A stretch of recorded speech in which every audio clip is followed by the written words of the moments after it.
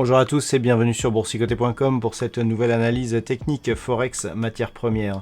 Avec donc cette paire de devises euro-dollar qui semble s'enfermer ici dans un range, puisque nous avons ici sur cette zone des 1.1080 de nombreux points significatifs ici.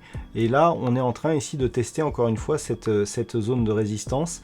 Et nous avons ici à la baisse une zone à 1.0990 où là aussi nous avons eu de nombreux contacts. Donc il semblerait que ce soit désormais ce range qui fasse office de tendance court moyen terme sur la paire de devises euro-dollar. On pourra d'ailleurs repositionner ici les zones majeures.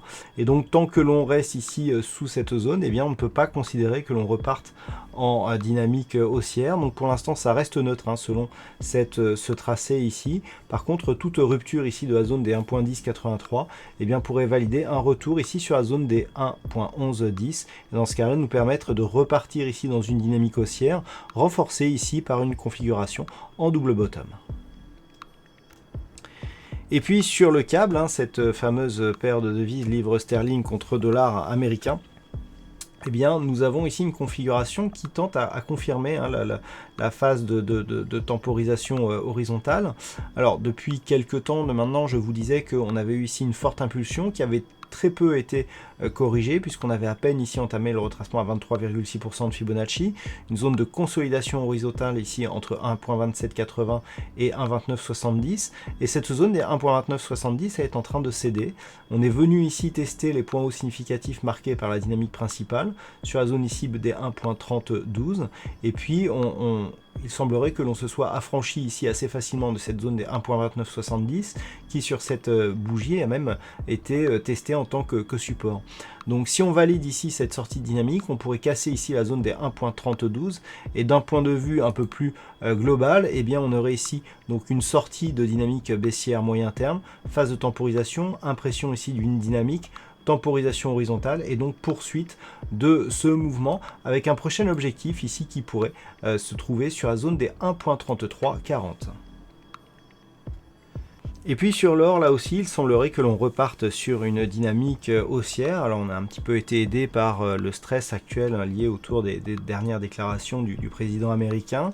Donc on avait ici une zone intermédiaire de support à 1450 $ l'once, une zone de résistance à 1477 et c'est cette zone que l'on est en train de tester à la hausse avec ici une configuration de cassure avec la bougie suivante donc qui utilise cette ancienne zone de résistance comme support, des bougies qui se détachent ici des bandes de Bollinger puisqu'on évolue au-dessus de la bande de Bollinger supérieure. On peut le voir sur les indicateurs, on a une dynamique ici relativement forte avec un histogramme du MACD qui est encore très puissant, un RSI qui nous indique une configuration de surachat qui est donc liée à une forte pression haussière ici sur le métal jaune.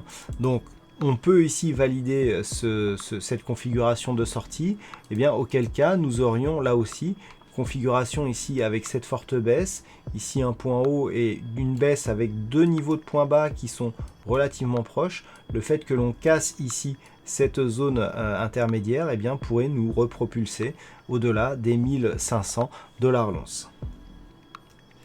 Et enfin, on termine avec le WTI qui hier nous donnait ici un signal de cassure de cette zone de support, donc de l'intégralité de la dynamique, avec ici des cours qui étaient revenus tester le support en tant que résistance. Alors on n'a pas marqué de point bas significatif par rapport au précédent point bas d'impulsion ici. Par contre, on est revenu une seconde fois ici sur l'ancien support qui continue à évoluer, enfin à se tenir comme une résistance. Et puis sur cette configuration, ce qui est intéressant aussi, c'est l'impulsion baissière là qui nous donne un gros contact sur la bande de Bollinger inférieure. On revient ici sur la moyenne mobile 20 exponentielle et là aussi cette moyenne mobile 20 exponentielle tente à être utilisée ici comme une zone de résistance. Donc tout cela va vers une poursuite du mouvement baissier.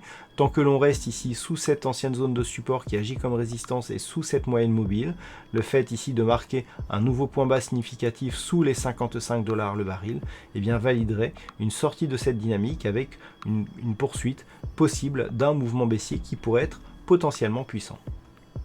Voilà donc ce que l'on peut dire sur cette analyse technique Forex et matières premières. Passez une bonne soirée, on se retrouve dès demain pour d'autres analyses techniques, toujours sur le site boursicoté.com.